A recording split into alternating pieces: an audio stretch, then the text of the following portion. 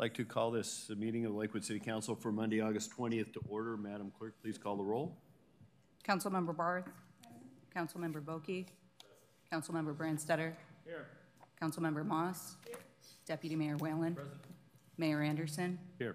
And Councilmember Simpson has been excused. You have a quorum. Thank you. Would you all please rise with me in a moment of silence in honor of our men and women serving overseas, followed by the flag salute.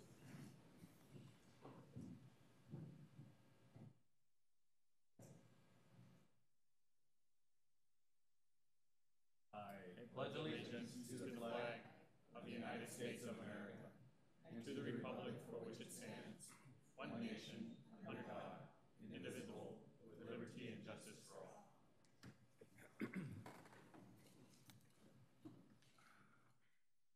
You want to do the business showcase? Okay. We now move to proclamations and presentations. We are featuring the VIP Barbershop with Ms. Sun Williams, the owner. Please join Deputy Mayor Whalen at the podium.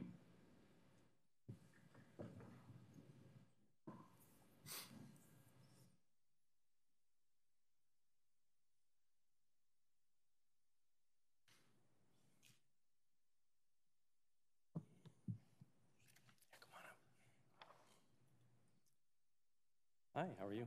Good to see you. In most barbershops, I'm known as a cheap date because I don't have much to cut. But a VIP barber, when you walk through the door, you're more than a paying customer of your family. Sun Williams opened her business 10 years ago in Lakewood. In that time, she relied on word of mouth to build her client base, and her reputation extends beyond the South Sound. Online reviews show customers willing to travel as far away as Kirkland for the $12 haircut. Williams sees each client, whether a doctor, plumber, or active duty military, as a chance to build a relationship and learn from each other. She recently relocated her barbershop to a new location at 3615 Steilacoom Boulevard. She's now spreading the word that VIP Barber is again open for business. It's because of Williams' dedication to treating each customer as a VIP and because of her longevity in the community that the Lakewood City Council recognizes VIP Barber as its August 2018 business showcase. And we are very proud of you and proud to have you as a great business member in our community. And because of this, we create this wonderful opportunity to showcase your business and to give you a chance to say a few words. Congratulations. Thank you. And we'll get a quick picture here.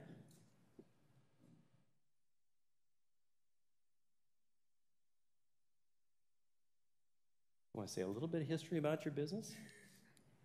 I know that Becky said all sorts of good things about you when she brought you in and all the wonderful things that you're doing. Yeah, Miss Newton, it's up to you if you want to say a couple little things or just come get a haircut. Oh, I like to express a lot of things, but English is my second language, so I'm going to make a brief as possible. Moving to a new location, I had to experience a lot of difficulties and unusual circumstance caused me a lot of anxiety and pressure, but I got great help from workers of City of Lakewood that are neighbors and then friends. They were really surprised with that great help, give me encouragement and strength to go on. So using this opportunity, I just want to express that thank you very much. Well, thank you. Would you we'll join us down in front for a picture here, please?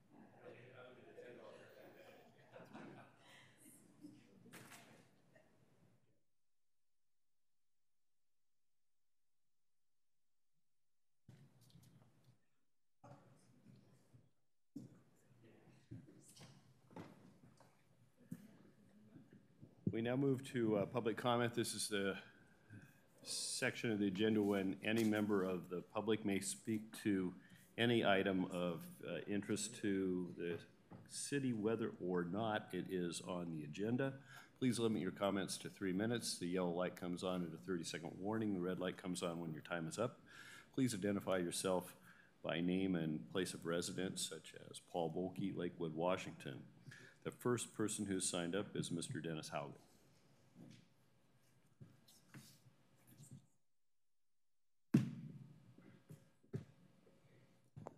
Dennis Haugen, Lakewood, Washington. Mostly comments I have is about the last meeting. Front page there, my history of growing up in a small town is I got a good dose of history. And probably the tens of thousands of little small towns have these every 5-year, 10-year parades, of which then thousands of people come back, even though they aren't on the farm anymore, maybe 2 generations, and learn about how it was settled and the difficulties of settling, the many decades of hardship to get the farm producing the way they do today. The other thing I noticed on here is you're going to spend $25,000 on this workshop. Probably need to spend it on a detoxification workshop. In 2006, look at your second page. 2006, I took pictures of the food they were feeding the kids at Park Side and then at Clover Park. I got many more photographs. Junk food everywhere. Then I went back in 2008 to Idlewild. They did have a little fuss, and they did make a little fuss, and they tried to improve, I guess, but went back in 2008, feeding cookies for breakfast, at Idlewild. So it told me that it's useless because, number one, you as elected officials don't have any control. Read the last page. The NEA, take it from the attorney, said it's about power, not about education. You can't fire a teacher if they don't produce to a certain level. You're useless as elected officials. Now, I happen to go to one of those little country schools that tens of thousands of people went to. In those days, the teacher confronted the parents, and the parents could get a teacher fired if they didn't produce. And out there, there's a new gal now on the scene, Candace Snowden, black gal, sharp, has risen to the scene, and she's going to be addressing these issues far better than I can over the next few meetings. Thank you. The next person who's signed up, and I apologize, is either Dan or Don Reynoldson. Don? Thanks. I am Dawn Reynoldson, and I have lived in Lakewood my entire life. My folks' homestead began in 1967. We live on Angle Lane. We're off of 100th Street Court, Southwest and Angle Lane, and the speed limit on Angle Lane is too much. It's 25 miles an hour, but honestly, I don't think anybody goes that. Back when I was a kid, a little girl was hit off of her bicycle riding on Angle Lane. I don't remember what the outcome was. I was young. But just the other day, a car was going the speed limit, and the car behind them swerved around them to go faster. So they passed him. I have grandchildren that are in that yard every day, and I don't want to see an accident. So my question is, I'm not here to propose anything other than I'm not privy to speed bumps. That's not going to solve anything but piss a lot of people off. So I'd like to know what will be done about all the speeders on that road. I mean, it leads right into the park, you know, and it's a residential street. So I'm opening it up to you for some comment and ideas. Well, our public comment session is to listen. We don't have a give and take interrogatory, but Okay. we are aware of the issue and staff's looking into it. Okay, that's all I have to say. Thank you. Next person who signed up is Chelsea Becker.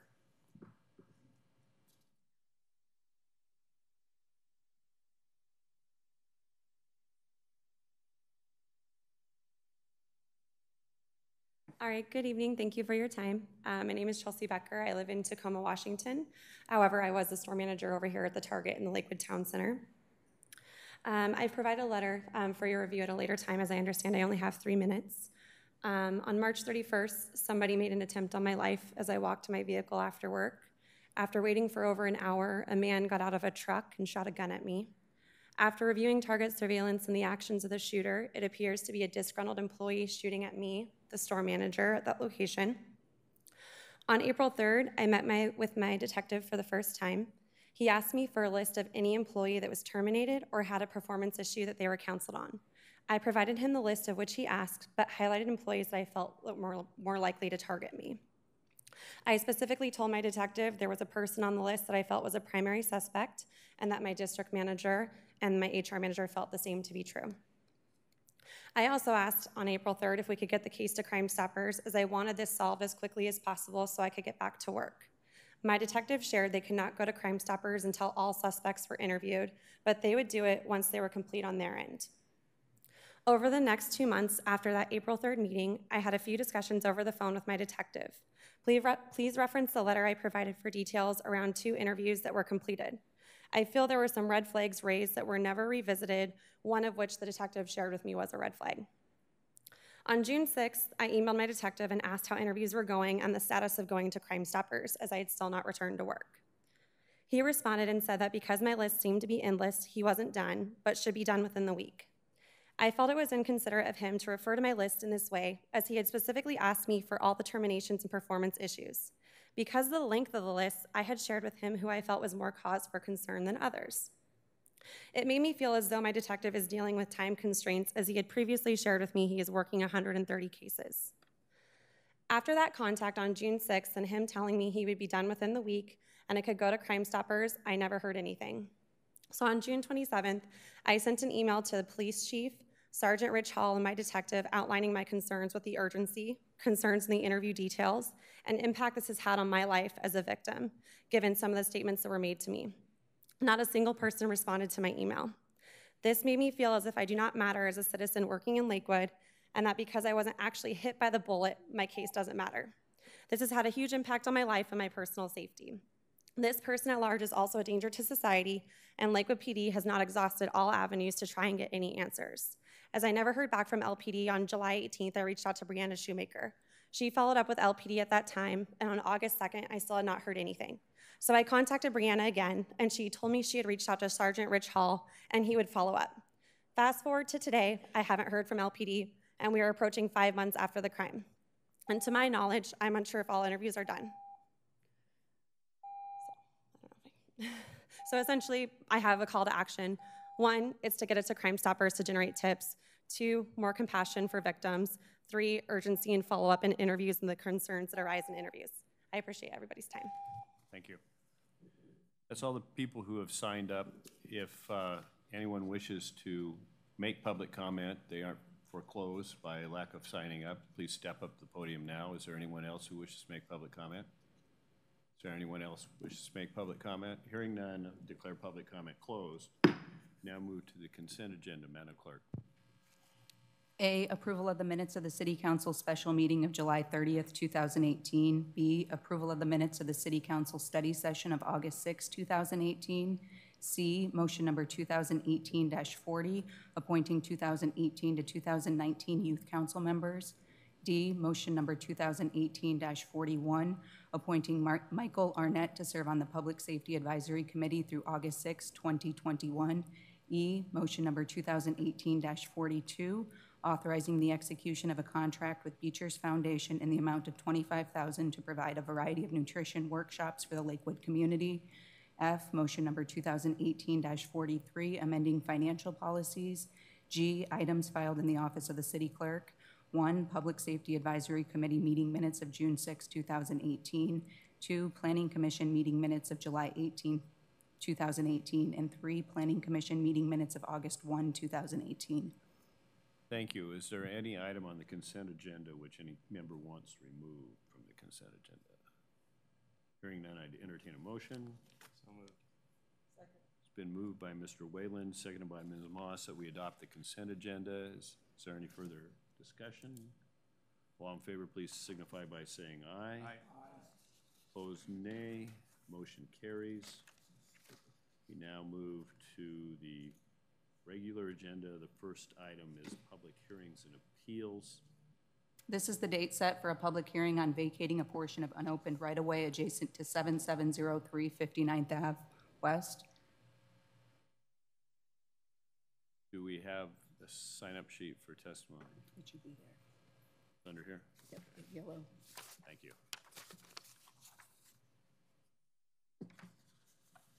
Mr. Busich. Good evening, Mayor, Deputy Mayor Wallen, members of the City Council. Flood Creek LLC has submitted a request to vacate a portion of the alley right-of-way adjacent to the property owned at 7703 59th Avenue West.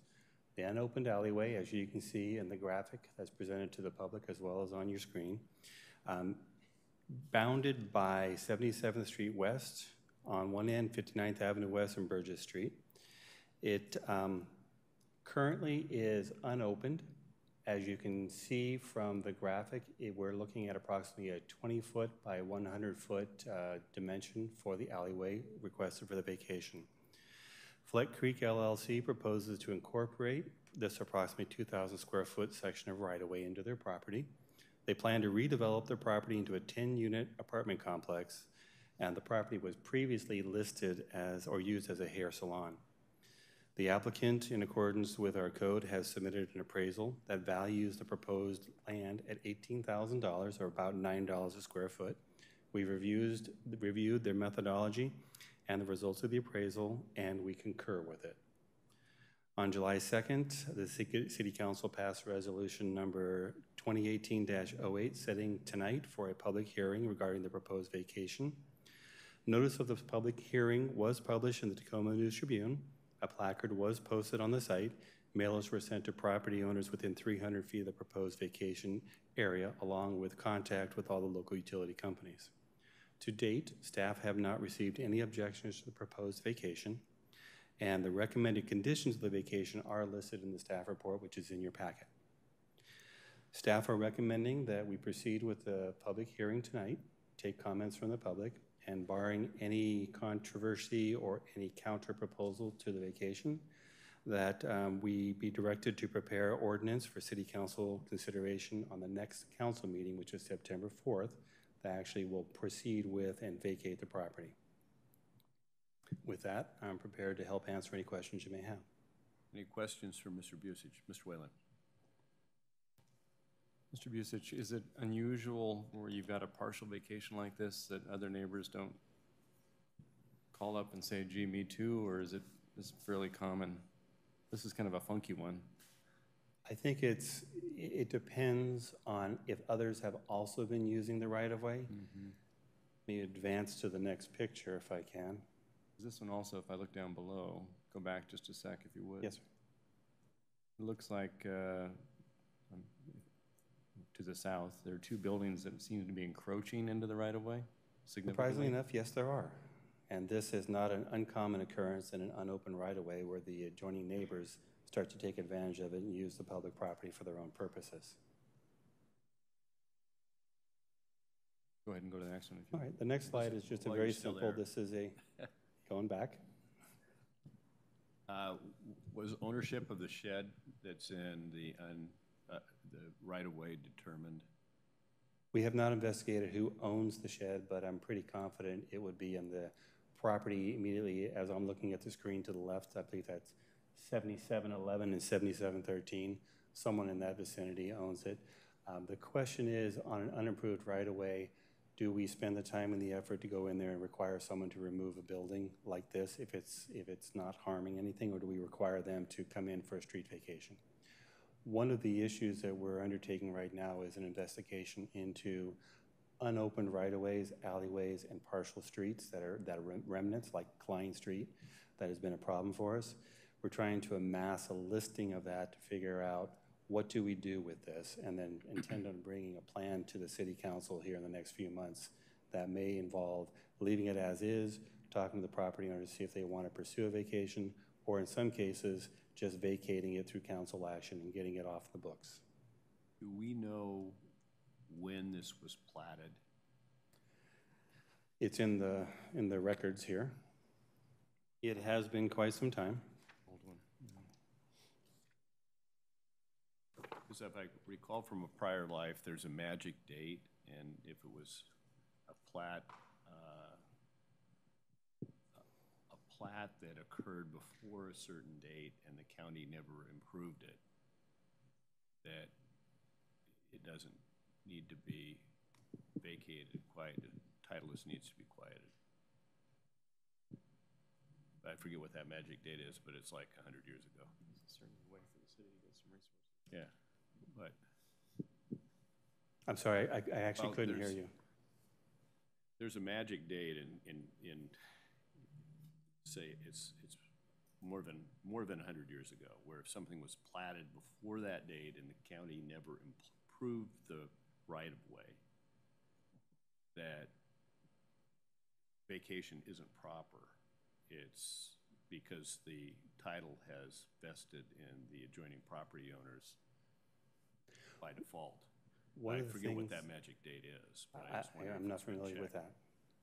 All I know is that the one that gives most jurisdictions the problem is the Ballinger Act. That was from quite some time ago, and I'd rather not get into the details of that because I'm a little fuzzy on it. It's about 15, 20 years since I've dealt with that. I know it's a real thorny issue and a problem. I will tell you is that prior to moving forward to council, we do investigation to find out how the land came to be right of way, because if it was a dedication to the jurisdiction for a right of way that basically resulted in being an easement, when we no longer needed the right of way, it goes back to the adjoining property owner or owners who gave it to us for the use of a right of way. In some cases, it's really hard. In fact, we have one of those situations right now. We're trying to ascertain who actually owns it. Do we own it, or do the underlying property owners own it? In this particular case, because of the platting process it went through, it was dedicated as a alleyway to the jurisdiction of that kind, Pierce County. Well, you've answered my question. Okay, thank you.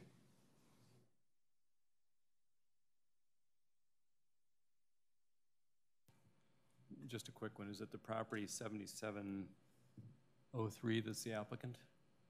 7703 is the property that is requesting vacation. Yep, got it. That makes sense then.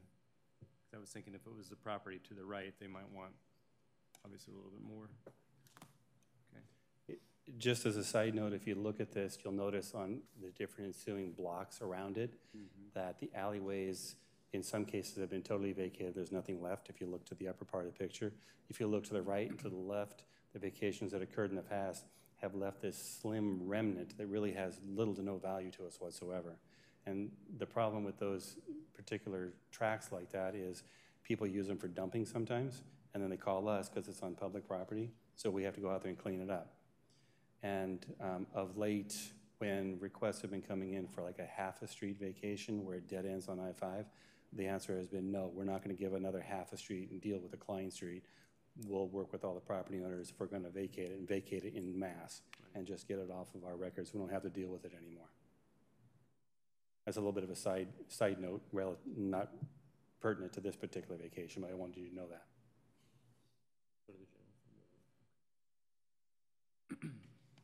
Any further questions from council? Well, thank you. So now's the opportunity to take public testimony regarding the vacation of a portion of unopened right-of-way adjacent to 7703 59th Avenue West. The rules for this testimony is similar to the rules for the public comment in that you are limited to 3 minutes per person. Yellow light coming on at 30 seconds is a warning, red light when the time is up. However, in this case, the subject matter is limited to the subject of the vacation. We don't have anyone who's signed up who's indicated they wish to testify. That does not preclude you from testifying. Is there anyone present who wishes to testify concerning the vacation of a portion of unopened right-of-way adjacent to 7703 59th Avenue West? If there's anyone who wishes to testify, please step forward now. Seeing none, I declare the public hearing closed. We now move to resolutions. Resolution number 2018-10, Madam Clerk.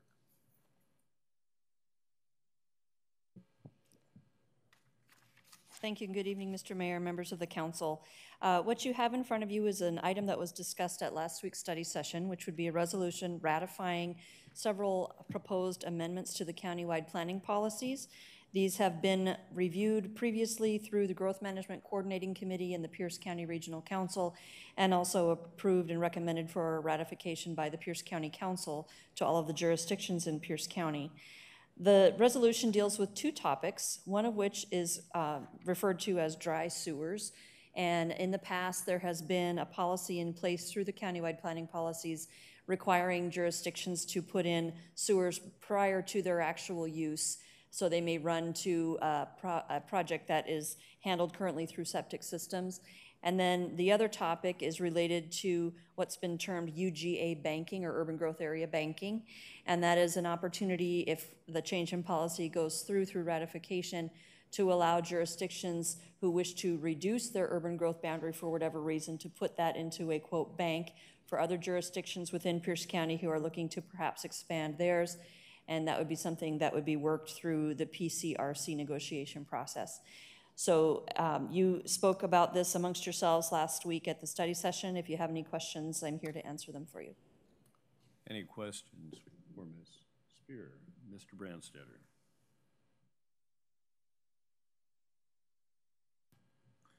Thank you, Mr. Mayor. Ms. Spear, on the urban growth area banking, I guess my question is, what's the currency? Is it acres? You submit a certain number of acres and you get some acres back? Is it assessed valuation? When they go through this process, if someone gives up 30 acres of swamp, what does that mean that someone else can acquire? And that answer has not been developed yet, because this is directing the PCRC to develop the criteria. Historically speaking, though, the way development rights have been used through the transfer of development rights program is, depending on the type of land and what kind of yield you can get out of it for development, it has different value. So for instance, an area with a lot of environmental constraints would have a lower number of density credits that could be traded around, and perhaps this program will happen the same way. But that's not been set yet. PCRC is going to do that. Okay, and then on the dry sewers issue, in your comments you mentioned municipalities putting in sewers, but in the past, has this actually applied to developers who are like developing subdivisions but that weren't within an area where a sewer line reached them, that they had to put in a dry sewer? And if they did so today, they would have to do that? Yeah, I should have been clearer in my explanation. What has happened in the past is, rather than, for instance, the Pierce County Sewer Utility to proactively plan for and extend sewer lines out toward areas that have yet to be developed, or taking them to areas that are developed within a city or within the unincorporated area, the developer, as they propose a project, are being asked to do this extension of sewer lines. And then once a septic system, for instance, then becomes within 300 or 1,000 feet, depending on different situations, of that new sewer main, they may be required to connect. But what has happened more often than not is these sewer lines get put in place and they're not accessed for such a long time that there becomes a problem of capacity and or integrity of the line. There's a lot of time goes by and it begins to break down or have infiltration through root systems, so they become useless. And so the discussion has been about updating this and allowing jurisdictions to change the policy to allow for options besides doing the dry sewer line as currently required. So if this became a Pierce County planning policy, then are there City of Lakewood policies that would have to be or could be adjusted? This doesn't mandatorily direct a city to change its policies, but it gives a city the option. Correct. So would we anticipate doing that, given that we have some parcels in the eastern parts of Woodbrook and some things there of where if somebody went in and decided to build some things that sewer lines don't reach yet, have staff thought about how we would take advantage of this policy change, or is it kind of mute with us? I think it's mute. I think, in essence, the city is more interested in pursuing a position that the sewer utility proactively build these lines and take areas within the city of Lakewood that are currently handled through septic systems and mandate connection.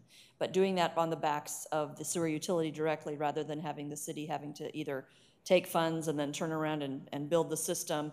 It's talking directly to the utility to build the system instead. So this is a slightly different twist on the issue of sewers. I don't think Lakewood at this point has talked yet about this, either internally or at the elected level. How,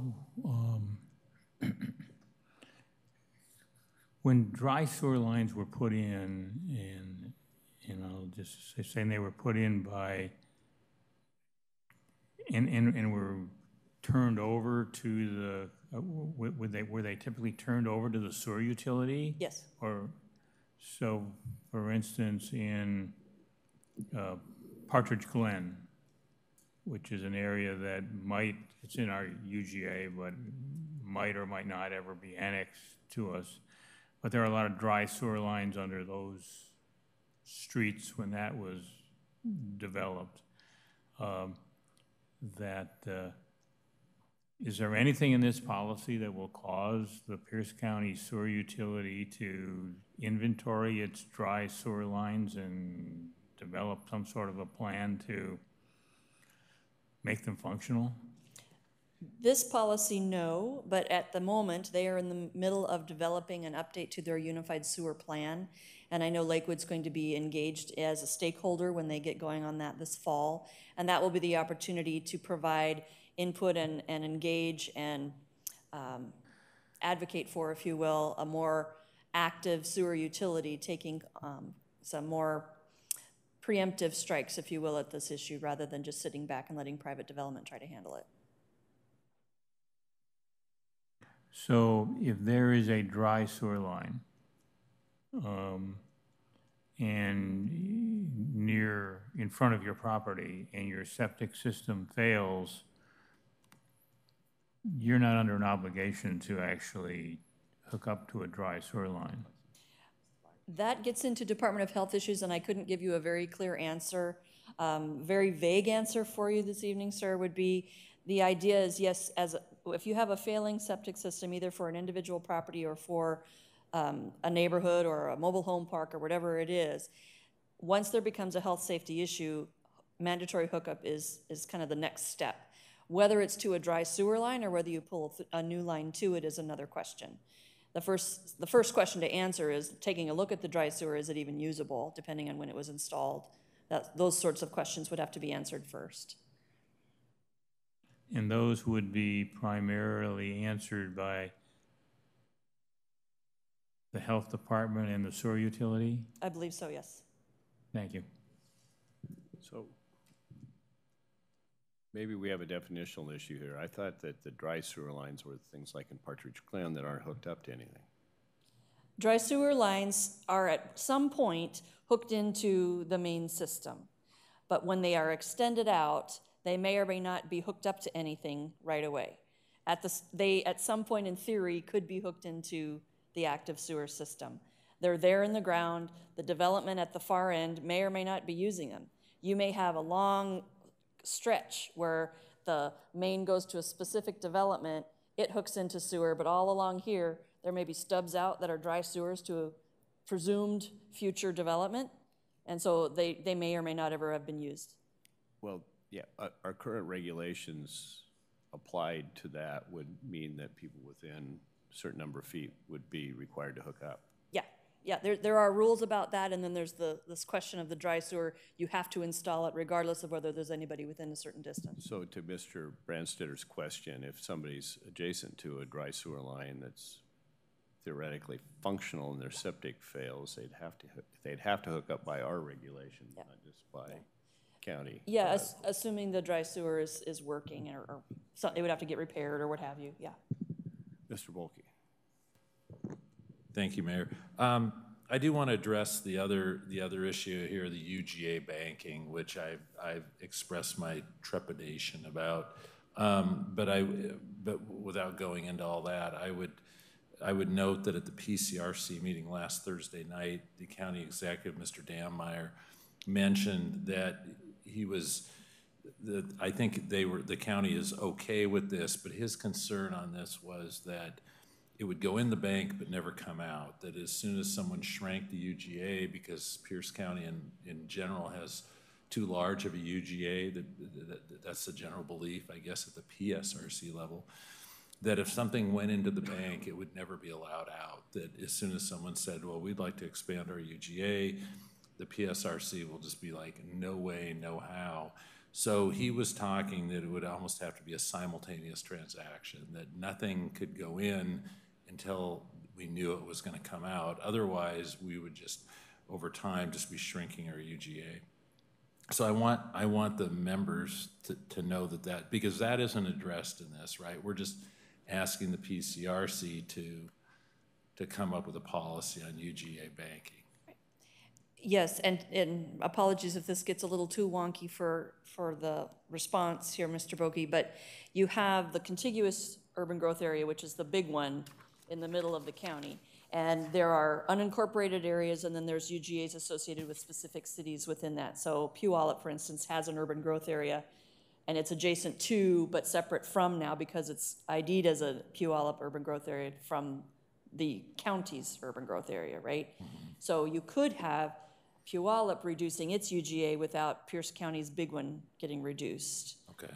And then you would have city and city trading off. I'm assuming that there would be a great deal of reluctance, not only by PSRC, but by cities within the county to do things that would change the size any bigger to the county's UGA.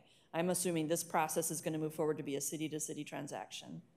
Where there's an agreement between two parties to do that. Yeah, that's probably the only way it's probably going to work. Yep. Okay. Infrequent, I think. Do you think it's going to be infrequent? I'm sorry? Do you think it's going to be an infrequent occasion? I think it will be infrequent, yes. Yeah.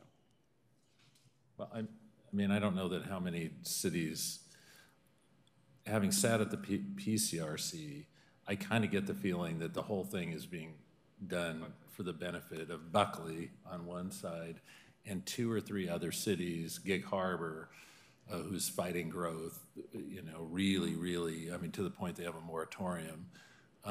They want to get rid of a large area. Buckley wants commercial.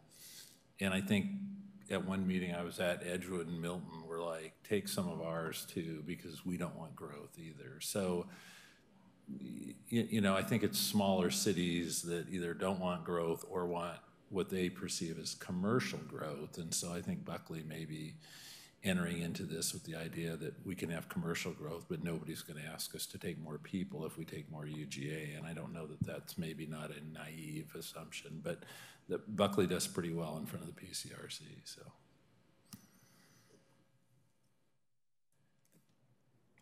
Anything further? Mr. Brasser.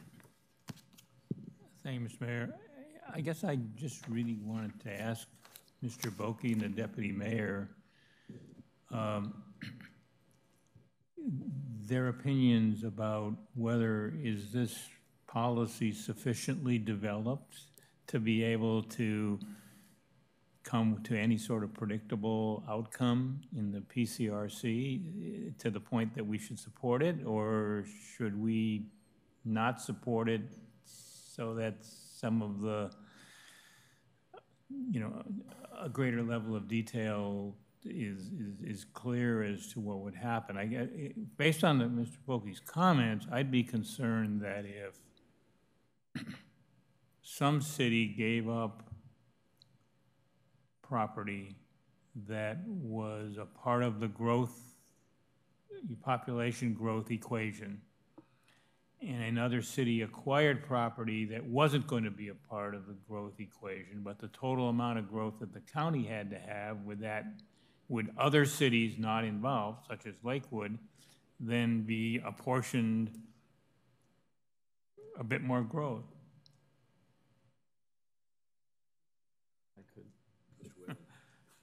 So here's perhaps my uneducated take on this.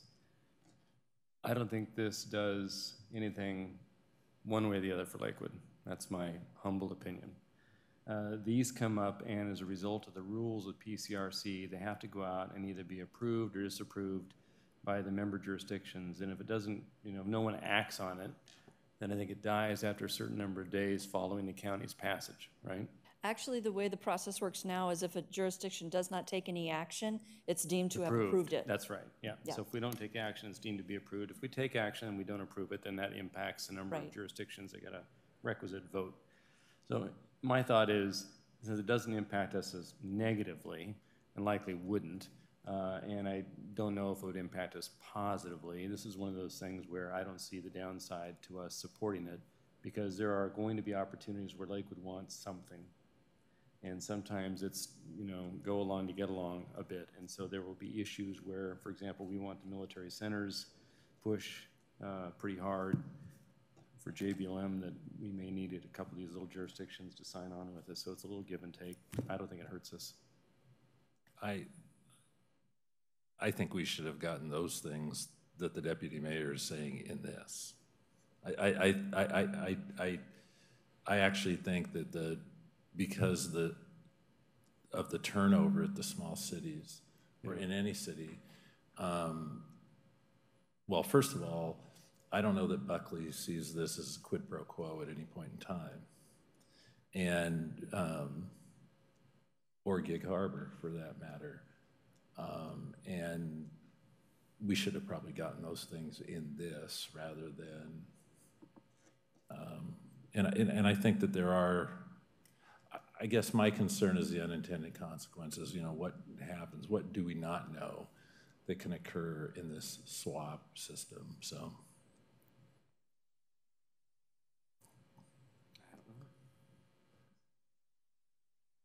Ms. Moss. Thank you, Mr. Mayor. I'm just thinking for the future. This is totally out of my league, so I'll admit that up front. But if there's something that we can do now to prevent something happening in the future, should we do something with our policy at this point? And I'm thinking in terms of the high-speed rail, how something failed years ago that wasn't paid attention to, that could have been prevented us from being in the condition that we are in today. So I'm just thinking out loud, can we do something now to prevent further down the road? Yeah, I agree with one of the earlier comments that I don't know what the impact of this directly on Lakewood would be. I mean, I can see the jurisdictions mentioned having a particular interest that we wouldn't be involved in any of their transactions. I can't see any small city wanting to take on additional UGA to build homes because they already don't have the tax base to provide city services. And the economies of scale are upside down when you start providing residential services without any commercial.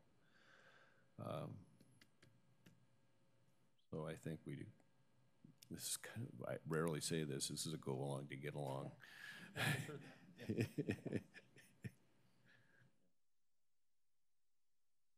Is there a motion? So moved. It's been moved by Mr. Whalen, seconded by Ms. Barth, that we adopt resolution number 2018-10. Is there any further discussion? All in favor, please signify by saying aye. Aye. Opposed, nay. Motion, one nay. Motion carries. We now move to resolution number 2018-11. Thank you, Mr. Mayor. Once again, Tiffany Spear, Planning Manager, Special Projects. And this is also something that was discussed at last week's study session. This is more of a proactive action by the City of Lakewood to take 3 potential work plan items for the 2019 PCRC work plan to consideration by the PCRC this fall. The first is to, again, talking about sewer. I'll just read straight out of the memo, which is on page 59 of your packet this evening.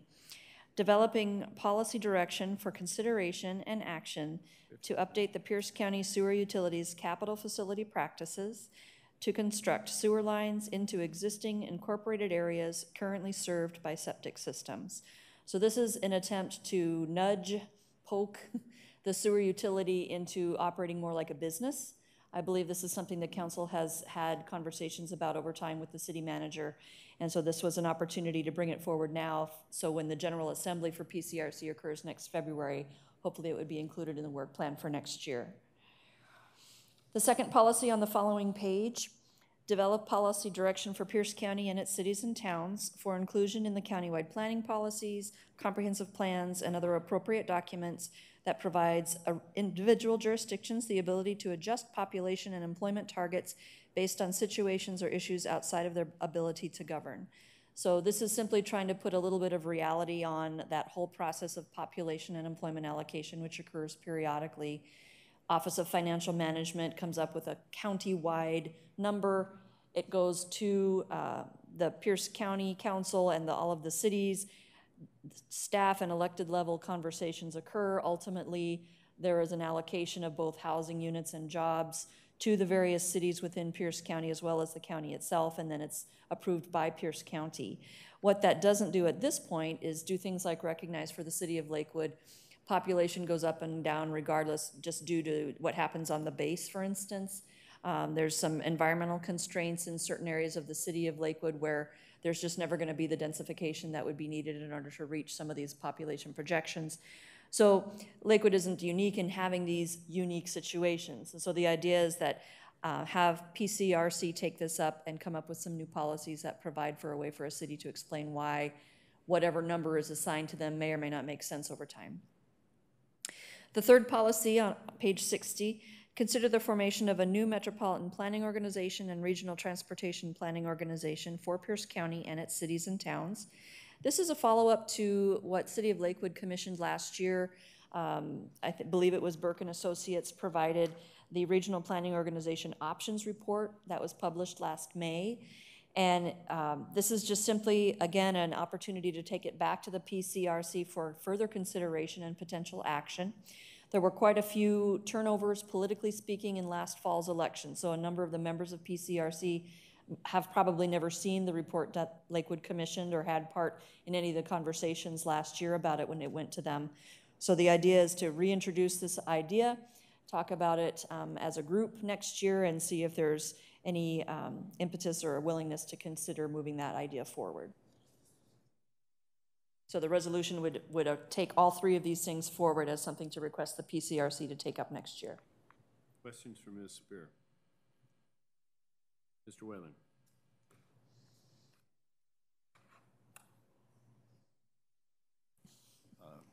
There you go. There you go. Okay. Now that we've got communication under control. Yes, sir. I have no problem with the first 2 policies. But as a pragmatist, here's my question to you with regard to policy number 3. I'll ask you a little question about predictive analytics. Okay. Snowball hell. What's the chance that this would get past the city of Tacoma and or Pierce County? I would assume that the Pierce County snowball would happen and survive in hell faster than the Tacoma snowball. What Having happens said without that, Tacoma? Yeah, it doesn't happen without Tacoma. Right. There has been political change and staff change to some extent in the city, so I don't know if that would affect the conversation going forward into next year. But at this point, City of Tacoma probably would not be supportive. That's what I would predict. Yeah, I have no problem pushing, putting our stamp on these policy considerations, but I just want people to be realistic about, I'm really hesitant of investing too much of our city's staff time on this policy objective number 3, because I think it's pushing a large ball uphill with limited return. Well, I join in that concern that we don't spend a lot of staff time developing a concrete plan, because we also have the governor's office to deal with, and this governor wouldn't approve it. However, we have giving it lip service and advancing it, I think, has a benefit in that those new people haven't seen Don Quixote charge the windmill. And keeping that alive has some benefit, because I think there's a point where Pierce County is going to tip if the Puget Sound Regional Council doesn't change its ways, and Kitsap may be in the same boat. So it's going to take a change at the governor's office and some migration by Tacoma. I think it's going to be a natural evolution at the county level. And so keeping the issue out there is helpful. Mr. Bolke. Thank you, Mr. Mayor. The sewer one, I'm supportive of it, but I kind of want to understand. So this is a case in like Tillicum where we put in the trunk lines or we put in the major lines, and now we got to get down all these other streets and down towards the lake. Is that what you'd anticipate under this policy? If the county was to change that, we would somehow tell the sewer department, and how would we make, maybe I'm asking too much, but how would we make this a priority for them? Right. And I don't know that this would evolve into the ability of a city to say, okay, sewer utility, this is what you do next. I think it's more of a conversation toward, again, that idea of the unified sewer plan being updated and maybe some executive level to that department's policies saying you will be more proactive in your planning. It used to be, and I think to some extent this is still true for both sewer and roads in the county, it was simply, we as a county don't do this stuff, the private development side does, end of story.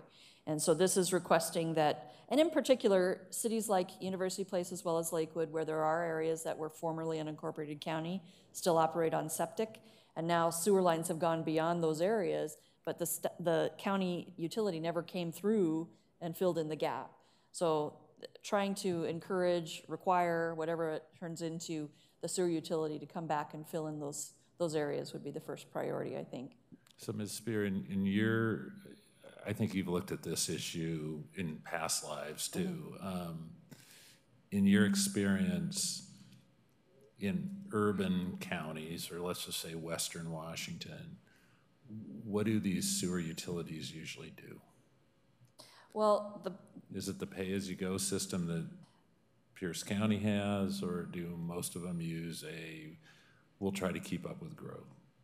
It's probably more so the former. It's private development doing this. The issue, though, that's separate and apart from whether the sewer utility is building itself out or the private development is hooking in and donating this stuff, is there is currently state law policy and Department of Health policy that equates septic systems to sewer. And so unless and until there's a failure, there's not going to be a requirement at this point from either the local or the state level Department of Health saying, we agree with this idea that everything should be sewered, period. There's going to be the argument both at the legislative political advocacy side, from the private side, but also the agencies are going to say, these septic systems work, they've been shown to be effective, and they're lasting longer and longer, and we're not going to require, from our perspective, this hookup. And so there's going to be, even if this process were to be successful at PCRC, there's still going to be that larger discussion about whether the Departments of Health would agree and go along with this idea of forcing operating septic systems to hook into sewer. So just as additional information, the county sewer utility is currently including in its capital plan sewer line expansions as a economic development tool. That is a change of policy that's fairly drastic.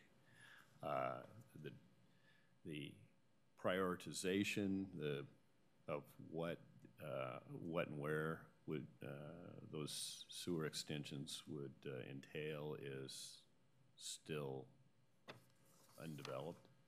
But the change to allocate some resources to actually building sewer lines, which the county hasn't done since about 1978 or something, when it extended out here in Lakewood. I think there was one in Parkland a little later maybe, but they really haven't built any. So that's going to be a new priority. And there might even be some innovative ways that they can find a little more cash flow to bond. So I think this would be helpful as encouragement to county council members. Mr. Branstetter.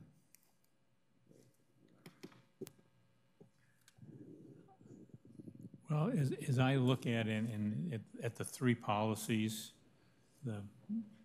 the one that is clearest to me that makes good sense is number 2, because it's something that's needed, and it's something that could benefit all the cities and towns in Pierce County, being able to go to that, and that seems an appropriate action for the Pierce County Regional Council to take. I kind of agree with the deputy mayor on the last one, that it's, this would definitely not be something to hold your breath on, to be able to go and do that. I guess I don't mind saying that we're not going to spend any more of our staff time on this after we send it to them, and we'll ask the Pierce County Regional Council to spend their staff time on it to be able to go and do that. But until at least one of the big two decides they want to champion this through with the rest of the county, I don't know. So I'm kind of neutral as to whether it's in our resolution or not, because I can temper the regulations. I am very concerned about the first policy recommendation. Not that I wouldn't like the Pierce County utility to do this, but I don't like the precedent of going to the Pierce County Regional Council and having them specifically target out one particular utility amongst a group of utilities to develop a county policy that utility should operate differently. There are more sewer utilities in Pierce County than just the one operated by Pierce County. Tacoma has one, Sumner has one, Puyallup has one. I believe that there are a couple more. This is not a good precedent to have. I mean, we would not want the Pierce County Regional Council to adopt a policy that says this is how you have to, Lakewood, your stormwater utility needs to operate differently than it is, and single one out. I think this is an appropriate issue for us to communicate with Pierce County and the Pierce County Council to do that, but I wouldn't want to imply to the Pierce County Regional Council that they somehow can look at utilities individually. I mean, if they want to have a policy about all sewer utilities that deal with things, that's one thing. But I don't necessarily think that I'm comfortable with them being able to reach out and handpick individual utilities and say, we have a policy that applies to you. To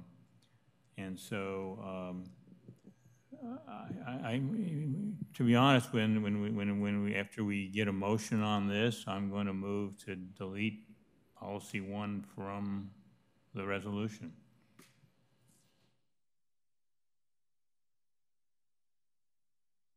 Yeah, I think it is a little different in that I think what it points out is that county governments were never meant to, as developed prior to statehood, were never meant to provide municipal services to urbanized areas. That wasn't the way county governments were set up. So they have a rather hodgepodge of utility responsibilities, from inheriting failed small-town water systems to default sewer systems because there's no municipality to pick that utility up to. So that it interfaces with the Pierce County Regional Council in a different way than the city's interface with the Pierce County Regional Council. And then there's the case of Lakewood. If I were to offer an amendment to this, I would include the cities where Pierce County provides sewer utility, because it's in the same situation as unincorporated Pierce County, where we would like to see the county further sewer Woodbrook, and University Place would like to see their dead zone between them and the city of Tacoma, where they need they have some failing septic systems, sewered, but doesn't really have the money to do it. So. Mr. Whalen. Here, real quick, how do you envision this playing out at the GMCC level? Or would it be that committee that would chew on this to help develop policy directives? More than likely what would happen is this, the intention as proposed in the resolution for you this evening is this gets forwarded for the informational purposes to the Pierce County Council. It gets sent to the clerk of the PCRC. PCRC takes it up to say yes or no to any of these policies. Do they want to proceed and include it in the work plan? Come next February, if they do so, yes, they would probably send all of them to the GMCC for discussion and recommendation back up to PCRC. So a year from now, it may come back with GMCC recommendations. Which could be up or down. Yep. Or, any further questions? If not, I entertain a motion. Can still have further discussion. Is there a motion? Is there a second? It's been moved by Ms. Barr, seconded by Mr. Bolke, that we adopt resolution number 2018-11. Further discussion. Mr. Branstetter. Yes, Mr. Mayor, I would move to amend the section 1 of the resolution to delete the words sewer capacity, comma, connection and expansion, semicolon, and to delete any portions of Exhibit A that relate to sewer capacity, connection, and expansion. Is there a second on the amendment? Is there a second on the amendment? Hearing none, the amendment dies. Now move to the motion. Is there further discussion on the motion? If not, will all in favor please signify by saying aye. Aye. Opposed, nay. Nay. Motion carries. We now move to unfinished business. Is there any unfinished business to come before the council? There is no unfinished business. Is there any new business? Reports by the city manager, Ms. Kraus. The first item I have for the city manager report is an update, which I'd like to call up CDBG and Housing Division Manager Jeff Gum to provide that presentation.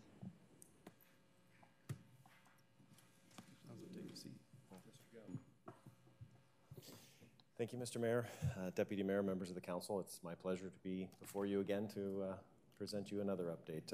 I believe the last time I was here was about March going through this, so give you a little bit of update since then. So the current status of the program is we're at 14 projects completed this year. 5 of those were completed by the owner, 9 were completed by the city. We have 14 projects that are either under an abatement order or a complaint. 6 of those are at complaint and notice, which is kind of the starting process, and 8 of those are at the abatement order, which is near the end of the process. Of those ones that we're working on, 6 are being repaired by the owner. So we're actually starting to get some decent compliance from owner-occupied properties or owner-owned properties. We've also got 9 monitoring and pending properties, actually 10, because there was another one that was added very recently. So I've got a smaller workload of properties that's ongoing, but there's still a few more coming through the pipeline. This map kind of shows you where the city has worked in the most recent year. So all of the blue dots are completed this year. There's a fairly strong cluster of them in the Tillicum and Woodbrook neighborhoods. And then there's a few other sparsely kind of scattered here and there. Monitoring and pending, they're kind of all over the city right now. We have 2 nuisance abatements. I have been working on those for probably the better part of 4 or 5 months. We've cleaned up 2 of those. I have 1 additional phase that we have to finish on one of those properties. And both of those are the pink dots on 108th Street. And then all of the red dots are ones that we're getting close to working on demolition or actually getting the owners to complete. So the fund status, where we are to date, we have a current fund balance. There's 2 funds, the 105 and the 191. Between the 2 funds, there's about $390,000 in cash available for dangerous buildings. We have liens outstanding of about $260,000. Expenditures year to date, we're actually up a little bit this year compared to last year. We've got $190,000 roughly in work that we've done, and we've received about $90,000 back. So a little bit of outflow this year. Here's the schedule of outstanding abatement liens and the schedule that I anticipate getting repaid on those. There's a number of liens outstanding, $396,000 combined. This year, looking at about another $61,000 coming in, so $150 or so is what I anticipate this year to receive in revenue for the city. Next year, about $121,000, $103,000, and so forth, probably from that point on. There's a fairly consistent schedule of abatements that we've had over the last 3 years, so it's looking to be $100,000 to $130,000 kind of on an annual basis coming back. Here's what we have completed since March. I didn't include any of the earlier ones. This is 15005 Grant Avenue, a property owned by Metropolitan Development Council. It had burned with squatters in the property. Metropolitan Development Council actually demolished this themselves. Took a little bit of time. They had to get the funds in place, but they did demolish that. Another dangerous property, 8209 Maple Street. Common theme here, squatters. This property burned on 3 separate occasions. Took a little bit of time. The bank wanted to, I don't know if they wanted to lengthen this process or what, but they unfortunately lengthened the process. We had to finally have the bank out there, and they realized when they saw their property that it really was a full loss. And this building doesn't quite, or picture doesn't quite do it justice. The entire structure inside, first floor, second floor, were pretty much charred. So it really wasn't worth the value of the building. Another property, unfortunately, those aren't the greatest pictures, 9616 Gravelly Lake Drive. It's a commercial property. It's completed from an exterior perspective. So the owner came in and fixed the columns that were failing, fixed the roof that was failing, a lot of the soffit material, some electrical issues, egress issues from the exterior of the building. A lot of work was put into it. He has yet to address, and we have yet to address with him, the interior components. So this has a second phase that's yet to follow. 15302 Union Avenue. Sure that some of you have seen this property in your passings in the Tillicum neighborhood. This was a 2-story commercial building. Had all kinds of issues with this building. It was vacant, I believe, for about 7 or 8 years, somewhere in that ballpark, maybe even more than that. Had degraded, had fallen into a state of disrepair. The owner really didn't have any plans to redo this, at least anything that was feasible. So ultimately, we ended up tearing this building down, and this was actually the last building that I have torn down, the most recent building I have torn down, I should put it that way. So the neighbors in the neighborhood, I got more calls from the coffee house behind that and the neighbors kind of across the road. They were ecstatic that this thing came down. So get positive feedback on this one. Another property, there's 2 of them that we've worked on in the Woodbrook neighborhood, 7305, 146. This is kind of a elongated piece of property. It had a single family house, which you can see in this picture on the front, and it had 4 manufactured homes in the back. So we removed the single family house. This one again had squatters in it for a number of years, had pretty much trashed the inside of the building. The building itself was a $45,000 piece of property, and by the time the repairs were done, it would have been 2 or 3 times that. So we tore that building down. The backside of the property, the owner addressed, so you can kind of see in that picture there's 3 manufactured homes. There's one that you can't quite see in the back a little bit, but the owner did come in and remove all of these units. Took a little while to get compliance, but now it's a vacant site completely. The very next door property to that, 7209 146th, another one of the kind of eyesores that we've had in the Woodbrook neighborhood. There was 3 houses on this property, so there's 2 that you can see in that picture, and one you can kind of see in the left on that side. There was, again, each of these structures had multiple fires. I believe one of them had 3 fires. The one on the left had 3 fires. The one on the right on that slide had 1 fire, and then the one on the left on this slide had 2 fires that pretty much destroyed all of those units. So those, again, were a very large problem for the police with squatters in and out of those. Nice to get rid of those properties. The owner of those properties actually worked with us to give us access to the property. We were able to do it faster than she was able to do it with the tasks that she has on her plate at this point in time for some other development projects. So we will be getting reimbursed for those fairly soon. Active abatements, where we are now. 10101 Hemlock, you can kind of see a before and in the process of. This was a dangerous structure that had sat vacant for, again, a number of years. Again, there was squatters into this property, all kinds of illegal improvements. That's kind of what it looks like now. It's an individual who's developing it into a rather nice single-family house. One in the Tillicum neighborhood was a garage. This was an accident, I believe. The individual crashed into 2 garages. This was the second of the 2. This one was recently repaired. Has not finished with the permit process. There's some engineering and some bolting that has to be finalized, but once that's done, then this structure will meet building code and no longer be dangerous. Property that's been on the list for a while. The owner is doing this project. I don't have a more recent picture of this. This was a single-family house on the side that's attached to a manufactured home.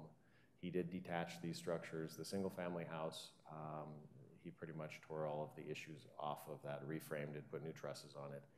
I was out there on Thursday, and he's almost done with the single-family house now. It's basically a one-man show. It's the owner, and he's rebuilding both of these himself. So he's got the single-family house where it will probably pass final inspection within the next 2 weeks, and then he's going to jump on to the manufactured home and finish those issues as well. So we're working with him on this one.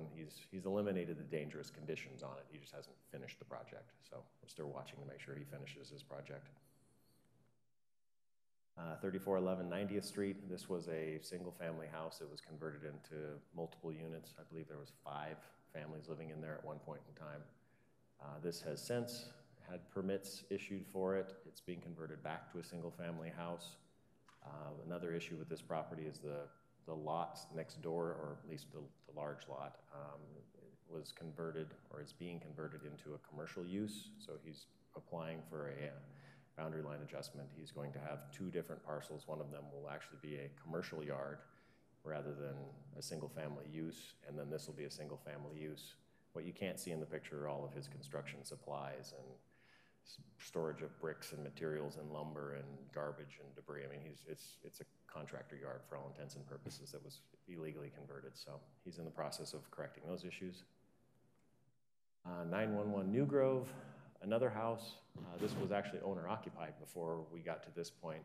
The owner passed away, had done 0 repairs for a number of years, and the back of the house literally just about fell off of this building. So the new owner has gone in and done some preliminary work to kind of shore this up and has permits to fix it and is in the process of doing so. Seattle Avenue 5118, this is another property that the owner is working to demolish. There was a single family, or there is a single family house to the right of what you're looking at in the picture. There was a number of illegal structures, outbuildings and so forth. He removed all of those structures and is working in the process of getting this asbestos survey, getting it set up for a demolition permit, and this will be gone this year as well. One that we issued a permit for, I believe, last Wednesday or Thursday, was a single-family house. This is in the Woodbrook neighborhood at the end of 146th. It was involved in a fire, I believe, 9 months ago, somewhere about a year ago. The owner didn't have the funds to demolish it at that point in time, so we moved for a demolition order. They've since come in for a demolition permit and are working to remove this. There's really only a concrete foundation and a little bit of debris left, so it's not like it's a very large project. They should be able to complete that relatively quickly. And then there's a series of Lake Grove and 99th Street properties. I believe some of you are aware of this property. Unfortunately, this property has probably been the biggest nuisance property in the city of Lakewood. This one, the one next to it, 5908 Lake Grove. Good news is legal has done the notification process to the owners. They've been served. This one on Friday, legal is in court for a warrant hearing, and this one will be coming down very shortly thereafter. How shortly thereafter? Probably within 3 weeks. 2 to 3 weeks. I mean, it's going to depend on a contractor's demolition schedule because I don't know how far they are out right now. But it's once we have the warrant in hand, we're ready to demolish it. I've already done the bidding process, so it's just a matter of crossing our T's and dotting our I's. The property next door, if any of you need a couch or any furniture, there's ample furniture out there. You could probably find a nice one to go in your garage. Pressure. This one as well, we're working on the notification process, and legal's looking within, I believe, I don't know exactly the dates, within the next couple of weeks, this one will be moving to warrant process, and we'll be following through with this one to tear it down as well. Another property that people continue to dump on, have continued to cause all kinds of issues with squatters. Mr. Whalen. Yeah, it's probably one of my couches there. Just focusing on these, Jeff, a little bit, and part of it would be great at some point maybe to re-educate us periodically with a primer on the legal steps and the timeline we have to go through on process, because I probably don't have in my humble sanguine self an appreciation for the process that you guys have to go through. But this one has been hanging around for a hell of a long time. Why is it taking us so dang long to get this one done?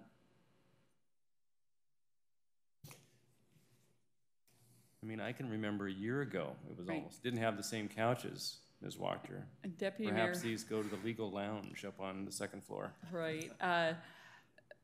Deputy Mayor Whalen and members of the council, one of the things that we have come to appreciate is that things were not coming to legal at the outset.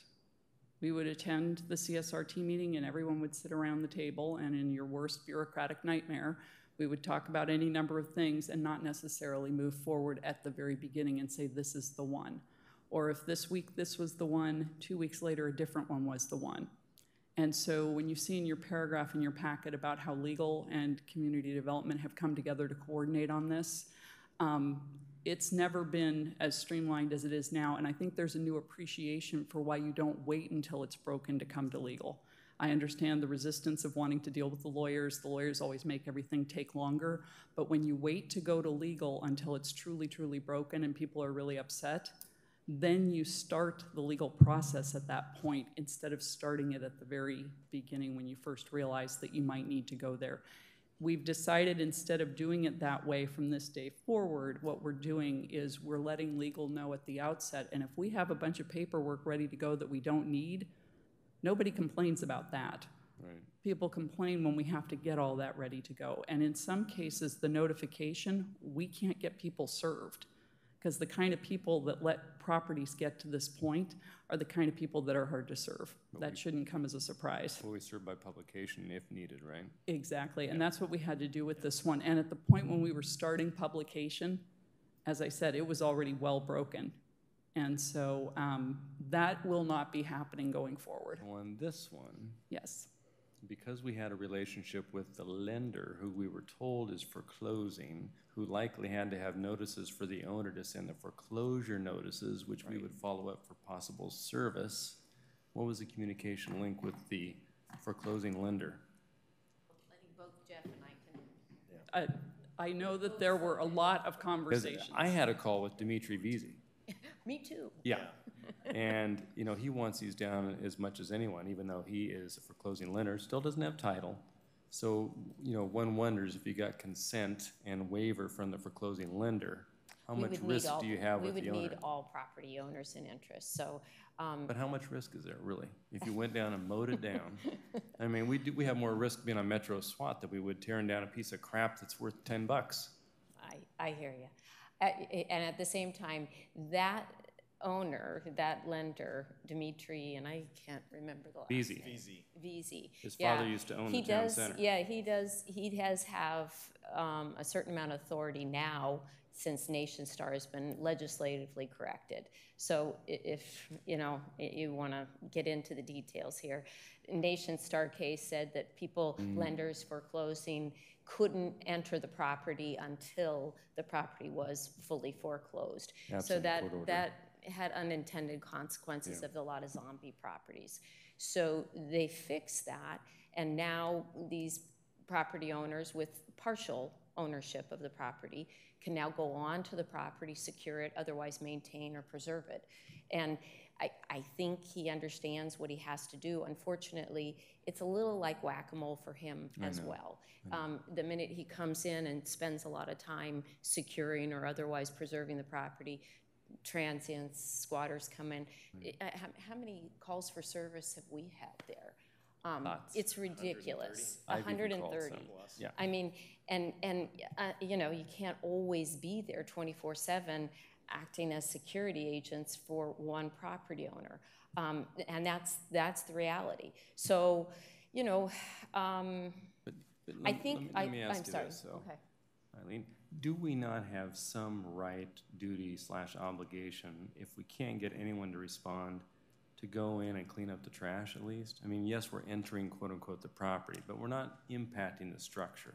But we leave this. I mean, you bear risks. There's no But we always have here, risks. but We you have bear to risks. weigh them. And I'll tell you, there are 3 statutes on abatements. Yeah. And it's boring. It's not interesting, but there are 3 statutes, and they have different process associated with each one. I can tell you this, though, under all of them, even under the lower form of just cleaning up trash under 748, you still need to get a warrant before you go onto somebody's property. That's the Constitution. That's Fourth Amendment right. Don't we have a right for administrative warrants, though? Okay, and we could get an emergency administrative warrant if we wanted to. We could get an emergency inspection warrant if we wanted to. We would have to show there is an emergency. We might be able to, but we're so close to getting an actual warrant to do the demolition here. I've done you've got to serve the people first, and then you got to do it by publication. Again, I know it's not a fun answer here, but if it were your property and you had a Fourth Amendment right, you would want to make sure the process was followed. And in all 3 statutes, we have to give that notice before we enter the property. And you're right, Mr., well, Dimitri, we've talked enough. I think I can call him by his first name. You know, he's frustrated too, but he couldn't get service. That's the reason his foreclosure, he told us he'd be done with the foreclosure in June.